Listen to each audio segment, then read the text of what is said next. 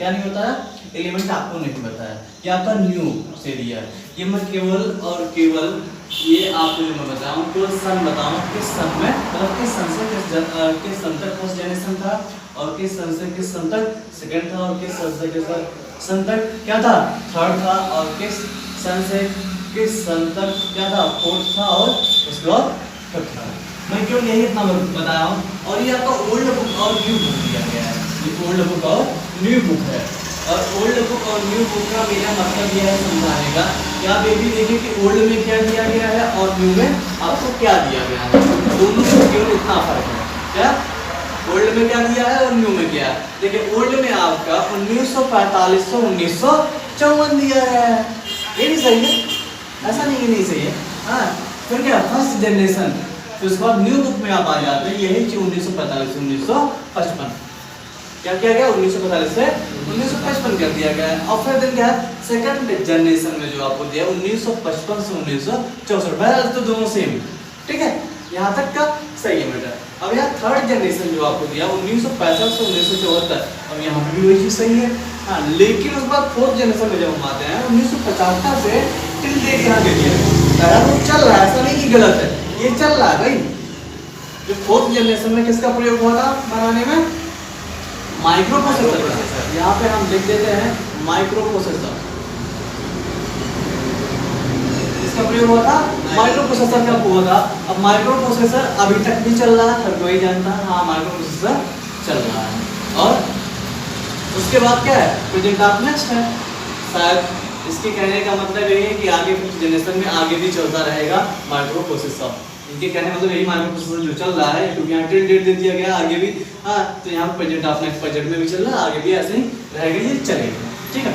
अब यहाँ पे वही चीज फोर्थ जनरेशन को 1975 से 1989 जोड़ दी गई है, यहाँ पे 1989 को ऐड कर दिया गया है। यहाँ पे भी माइक्रो प्रोसेसर का ही प्रयोग हो रहा है, ठीक है, किसका माइक्रो प्रोसेसर का ही प्रयोग हुआ है, ठीक है। फिफ्थ जनरेशन में आते हैं वही 1989 टिल डेट दे दिया गया, मतलब उसी माइक्रो प्रोसेसर का प्रयोग प्रेजेंट ऑफ नेक्स्ट, चाहे इसको टिल डेट कह लीजिए चाहे प्रेजेंट ऑफ नेक्स्ट कर लीजिए, ठीक है, क्योंकि उठा के केवल यही दे दिया गया है, ठीक। हाँ ये हो गया। अब आता है एलिमेंट्स, क्या आता है एलिमेंट। एलिमेंट क्या है, एलिमेंट्स कौन कौन से एलिमेंट का प्रयोग हुआ है फर्स्ट जनरेशन में बनाने का। जो फर्स्ट जनरेशन के कंप्यूटर बनाया कौन से एलिमेंट का प्रयोग हुआ है, जो सेकंड का बनाया कौन से एलिमेंट का प्रयोग हुआ है, जो जिसका बना है। जैसे अब यहाँ पे एलिमेंट्स की बात है, एलिमेंट, अब जो फर्स्ट जनरेशन के कंप्यूटर में एलिमेंट लगा, किसकी बात कर रहा हूँ मैं, फर्स्ट जनरेशन के कंप्यूटर के एलिमेंट का जिसका प्रयोग हुआ है बनाने में, फर्स्ट का वैक्यूम ट्यूब का, क्या हुआ है वैक्यूम ट्यूब का, वैक्यूम ट्यूब टेक्नोलॉजी का प्रयोग हुआ, किसका टेक्नोलॉजी का। सेकंड जनरेशन में सेकंड जनरेशन के कंप्यूटर को बनाने में जो प्रयोग हुआ है सेकंड जनरेशन का क्या, ट्रांजिस्टर, आपका ट्रांजिस्टर का प्रयोग हुआ है, इसका ट्रांजिस्टर का। और उसके बाद थर्ड जनरेशन के कंप्यूटर को बनाने में आईसी का प्रयोग हुआ है, इसका आईसी का प्रयोग हुआ है, इसे होता है इंटीग्रेटेड सर्किट, क्या होगा इंटीग्रेटेड सर्किट बोलते हैं, इंटीग्रेटेड सर्किट हो गया। और उसके बाद जो हुआ फोर्थ जनरेशन में इसका प्रयोग माइक्रो प्रोसेसर हो गया, आपका माइक्रो प्रोसेसर हो जाएगा। फिर उसके बाद आ जाते हैं प्रेजेंट ऑफ नेक्स्ट, जो ये आगे क्या है टिल डेट, क्या होगा माइक्रो प्रोसेसर ही होगा, ये क्या हो जाएगा टिल डेट या प्रेजेंट ऑफ नेक्स्ट, ठीक है। ये दोनों ये जो आपके 5 के 5 हैं, ये सारे के सारे क्या है एलिमेंट्स हैं, मतलब कि क्या हुआ है धातु है जिसका प्रयोग हुआ है। अब फिर वैक्यूम ट्यूब आपने पूछा मतलब कि वैक्यूम ट्यूब क्या होता है। वैक्यूम ट्यूब टेक्नोलॉजी आपकी ऐसी टेक्नोलॉजी होती है जिसका प्रयोग हम कंप्यूटर बनाने के लिए करते हैं। जैसे फॉर एग्जांपल है टीवी, क्या होगा उस हर एक चीज को हम वैक्यूम ट्यूब या ट्यूब का नाम देंगे जिसमें किसी प्रकार की गैस भरी जाती हो या किसी प्रकार की कोई हवा भरी जाती हो या फिर किसी प्रकार का कोई ऑइंटमेंट या लिक्विड भरी जाती हो, वो हर एक चीज क्या है ट्यूब है। जैसे फॉर एग्जांपल दैट घर में ये कहा जाता है भाई दर्द हो रहा है या पेन हो रहा है तो जाकर के नूरा में ट्यूब ले आओ, गाँव बिहार में जाकर भैया दर्द वाली जाके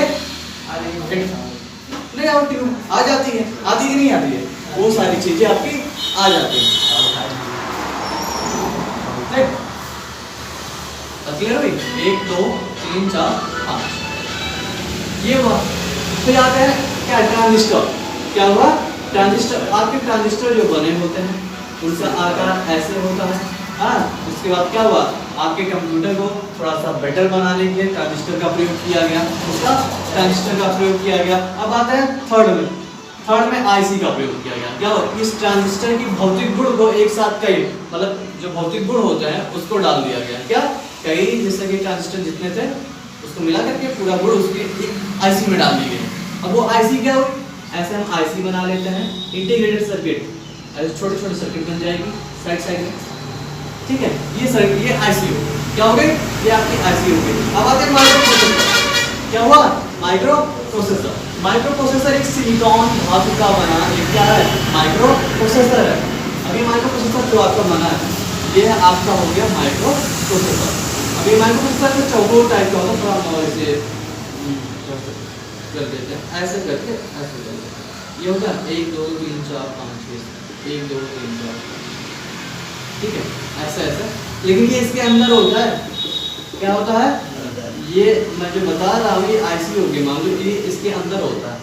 ठीक है, आईसी आपकी चौकोर भी होती है। ठीक है, ये उसके अंदर क्या है, आप क्या किसी को बोलते हैं इंटीग्रेटेड, या क्या होता है, ये आपका आप क्या हो गया, कंपोनेंट हो गए छोटे, क्या हो जाए, कंपोनेंट हो गए छोटे छोटे, जो क्या करते हैं मदरबोर्ड से आपके क्या होता है, जो कंप्यूटर का मदरबोर्ड होता है जिसे हम एक नाम दे सकते हैं। हाँ, मदरबोर्ड मतलब मम्मी होता है। क्या होता है, क्या हो गया, मदरबोर्ड का मतलब क्या हो गया, एक मम्मी, और जो प्रोसेसर चलता है क्या हो गया, एक फादर हो गया। क्या हो गया, बिना मदरबोर्ड के प्रोसेसर भी नहीं चलेगा।